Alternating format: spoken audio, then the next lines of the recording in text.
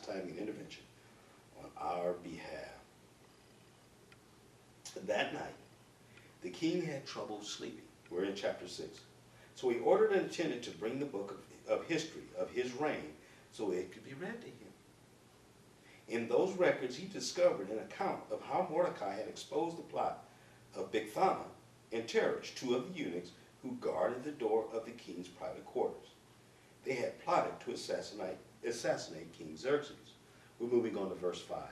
So the attendants replied to the king, Haman is out in the court. Bring him in, the king ordered. So Haman came in, and the king said, what should I do to honor a man who truly pleases me? Haman thought to himself, whom would the king wish to honor more than me? So he replied, if the king wishes to honor someone, he should bring out one of the king's own royal robes, as well as a horse that the king himself has ridden, one with a royal emblem on his head. Let the robes and the horse be handed over to the one the king most noble, to one of the king's most noble officials. And let him see that the man whom the king wishes to honor is dressed in the king's robes and led through the city square on the king's horse. Have the officials shout as they go, this is what the king does for someone he wishes to honor. Excellent, the king said to Haman. Quick, take the robes and my horse and do just as you have said for Mordecai, the Jew who sits at the gate of the palace. Leave out nothing you have suggested. I tell you, God's timing and intervention. When Haman would take Mordecai's life, the king, unknowing about what Haman is going to do, because Haman's got authority to do that, but the king unknowingly has a dream. There you go. Then who would give him a dream? Who would enter into his thought pattern? Who would do that in the night? Okay.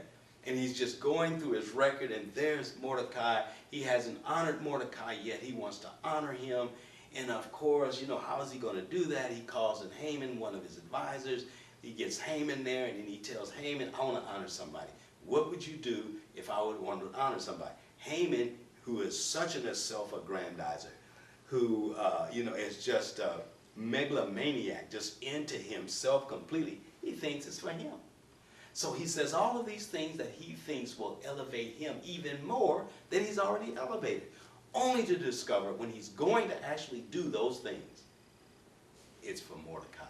There's no way now he can impale Mordecai, knowing that the king is pleased with Mordecai.